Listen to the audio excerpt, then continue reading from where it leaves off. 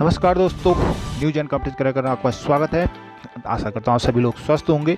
पिछले 24 घंटे में उत्तराखंड में घटित विभिन्न घटनाओं को एक छोटे से वीडियो को सबसे कम समय में आपके सामने प्रस्तुत कर रहा हूँ। इस वीडियो के माध्यम से आपसे आशा करूँगा कि आप इस चैनल को सब्सक्राइब कीजिए, लाइक कीजिए और शेयर कीजिए और मेरी इस मेहनत को थोड़ा सा प्रोत्साहन दीजिए।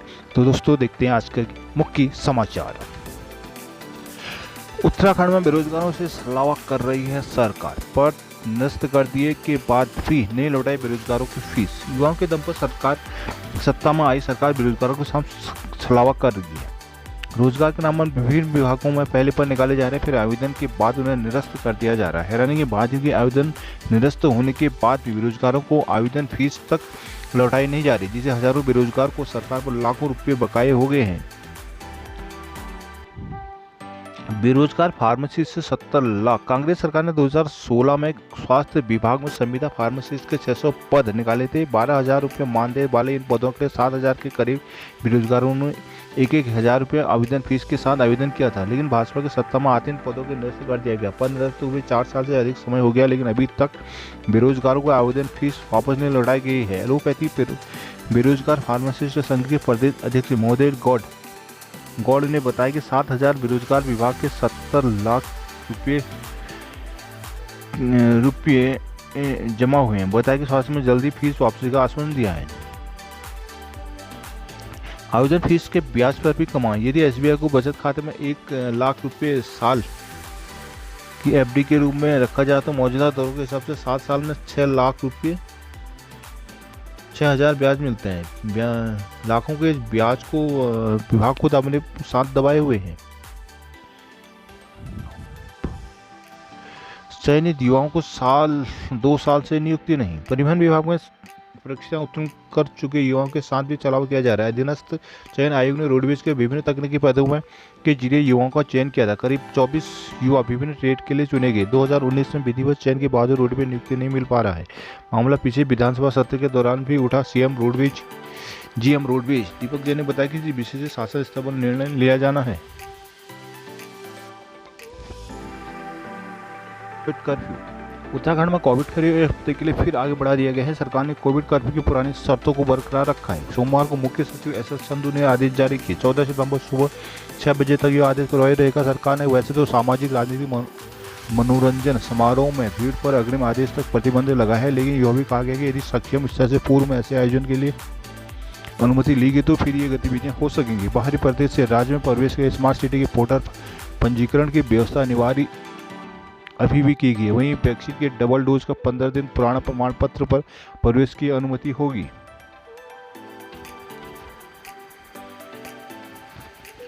विधायक का चुनाव रद्द कराने की याचिका पर सुनवाई होगी। हाईकोर्ट ने काशीपुर विधायक हरभजन सिंह चीमा के चुनाव को चुनौती देने वाली याचिका पर नियमित सुनवाई करने का निर्णय लिया गया। कोर्ट ने इस मामले में चीमा की ओर से पेश किए गए प्रार्थना पत्र को नामंजूर कर दिया। मामले की सुनवाई न्यायमूर्ति आरसी कुल्वे की खंडपीठ में हुई है। विधायक पर है यह आरोप। काशीपुर निवासी राजीव अग्रवाल ने हाईकोर्ट में 2017 में चुनाव याचिका दायर की थी। अग्रवाल का आरोप है कि विधायक हरभजन सिंह चीमा ने 2017 के विधानसभा चुनाव में अपने नामांकन पत्र में गलत तथ्यों को दर्शाया। विधायक के पैन कार्ड में जन्म तिथि 8 जनवरी 1944 लिखी गई है, जबकि पासपोर्ट में यह 7 अप्रैल 1946 है।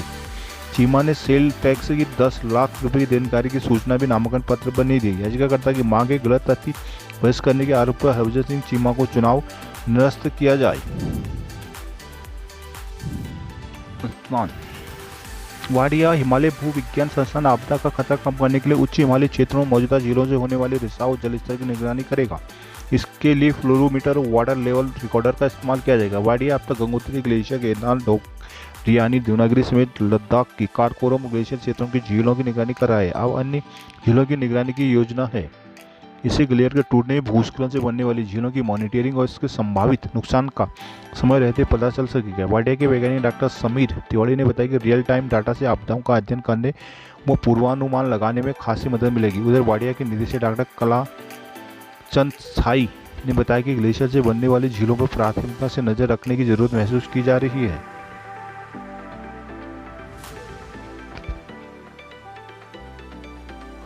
फॉरेस्ट गार्ड का अंतिम परिणाम जारी। उत्तराखंड अधीनस्थ सेवा चयन आयोग ने फॉरेस्ट गार्ड का अंतिम रिजल्ट जारी कर दिया। नकल के आरोपित कुछ युवाओं को अंतिम चयनित लिस्ट में शामिल नहीं किया गया।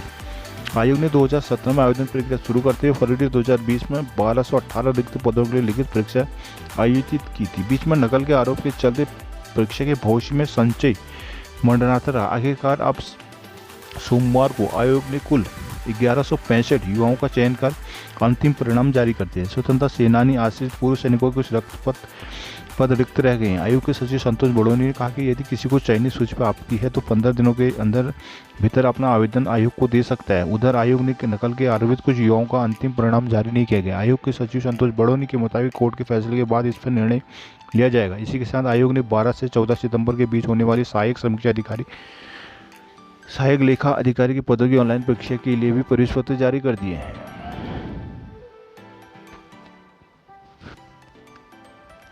गोल्डन कार्ड की खामियों को दूर करने के लिए समिति बनेगी। धामी पुष्कर सिंह धामी ने कहा है कि गोल्डन कार्ड के संबंध में आ रही शिकायतों का निस्तारण किया जाएगा।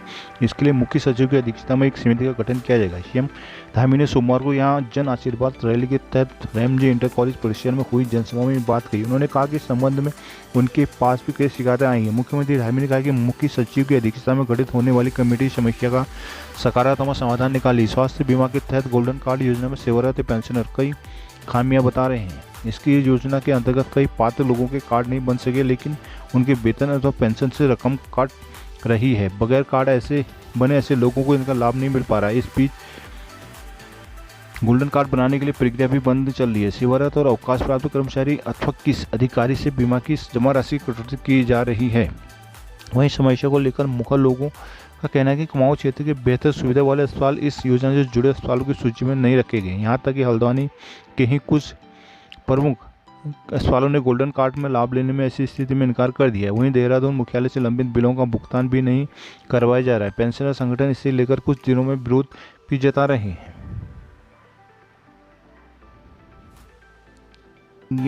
राज्य के 1.5 लाख सरकारी कर्मचारियों और 1,60,000 के करीब पेंशनर को 11% बढ़ा हुआ महंगाई भत्ता देने का प्रस्ताव तैयार हो गया। उच्च स्तर से मंजूरी मिलने के बाद जल्द ही संदर्भ में आदेश जारी हो सकते हैं। राज्य सरकार ने फ्रीज डीए सितंबर के वेतन से देने का ऐलान किया था।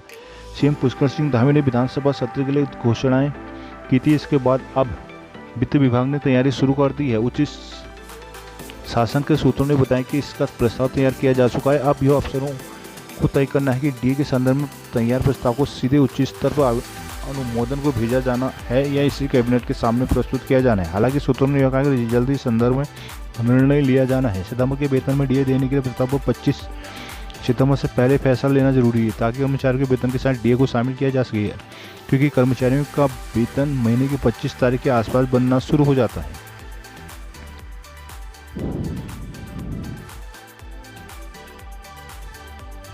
इको क्लब दून के 100 स्कूलों में इको क्लब बनेंगे, जिनके जरिए बच्चों को पर्यावरण से जोड़ने का काम किया जाएगा। इसके अलावा शहर के 3 कोनों में पर्यटन के लिए साइकिल ट्रेल भी बनेगी। सोमवार देर शाम पीसीसीएफ राजीव भरतरी की अध्यक्षता में हुई बैठक में यह निर्णय लिया गया। डीएफओ देहरादून राजीव धीमान ने बताया कि शहर में सभी मुख्य मार्गों के किनारे पेड़ लगाए जाएंगे, सौंदर्यीकरण भी किया जाएगा। स्कूल में बच्चों और शिक्षकों को इको क्लब बनाए जाएंगे। थानों, आशारोड़ी और ओल्ड राजपुर में 3 साइकिल ट्रेल बनेंगी। इनके किनारे बर्ड वॉचिंग भी होगी। शहर के प्रमुख नाले, नदियों का ट्रीटमेंट होगा, उनका चिन्हीकरण किया जा रहा है। शहर में कई पार्क भी विकसित किए जाएंगे। इसके अलावा शहर का फॉरेस्ट मैप भी बनाया जाएगा। डीएफओ के अनुसार यह शहर को पर्यावरण के लिहाज से स्मार्ट बनाने की योजना है। इस बैठक में APCCF Samir Sinha, CCF Garhwal Sushant Patnaik, CF Shivalik Akhilesh Tiwari, CF Yamuna Amit Verma, DFO Vanshuri Kahkasha Naseem और WWF से सीजल बोरा और अनिल कुमार मौजूद थे। कोरोना टीकाकरण को कोविन पोर्टल पर स्लॉट बुकिंग की जरूरत नहीं हुई। कोई भी व्यक्ति सरकारी टीकाकरण केंद्र पर जाकर आधार कार्ड एवं मोबाइल नंबर से टीका लगवाया जा सकता है। सीएमओ डॉक्टर मनोज उप्रेती ने सोमवार को चंदानगर स्थित सीएमओ कार्यालय में पत्रकारों से वार्ता की। उन्होंने बताया कि जिले में अब तक 94.24% लोगों का पहला टीकाकरण, जबकि 14,27,997 लोगों का दूसरा टीकाकरण हो गया है, जिनमें से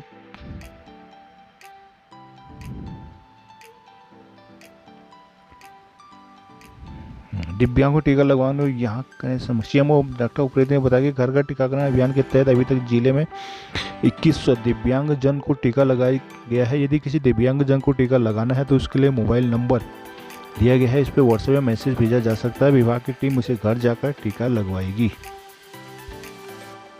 बीसीसीआई सचिव और उपाध्यक्ष के दौरे के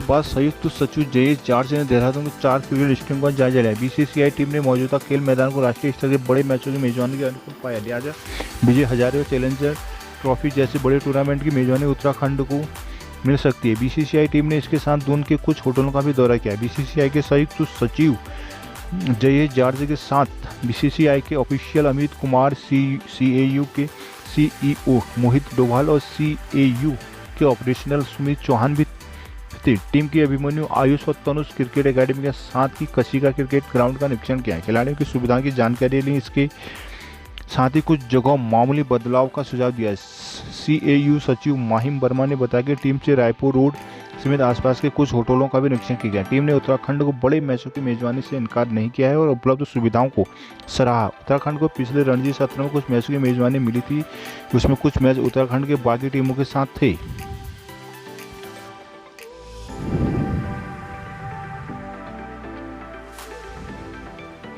क्रिकेट राज्य को क्रिकेट के नक्शे में बढ़ना देखना चाहते हैं शाह। बीसीसीआई सचिव जय शाह ने राज्य में भव्य क्रिकेट स्टेडियम बनाने की घोषणा की। उन्होंने कहा कि सीएयू ने उनसे बुनियादी सुविधाएं जुटाने में सहयोग मांगा है, वे इसे जरूर पूरा करेंगे। वे चाहते हैं कि उत्तराखंड क्रिकेट के लिए पहचाना जाए। शाह ने कहा कि उन्हें उत्तराखंड से काफ़ी लगाव है। वो निजी रूप से चाहते हैं कि उत्तराखंड क्रिकेट नक्शे पर उपलब्ध भरा सफर तय करे, इसलिए उन्हें खुद उत्तराखंड प्रभारी की जिम्मेदारी संभाली है। रविवार को देर रात हरिद्वार बाईपास स्थित होटल सीएयू के वार्षिक पुरस्कार वितरण समारोह में शामिल होने के साथ शाह पहुंचे थे। उनके साथ बीसीसीआई उपाध्यक्ष राजीव शुक्ला भी थे। उन्होंने उत्तराखंड में क्रिकेट की बेहतरी के लिए हर संभव मदद का भरोसा दिया। शाह ने कहा कि लोग अब खेलों में भी करियर तलाशने लगे हैं, यही वजह कि खेलों की बेहतरी को बीसीसीआई आगे आया है।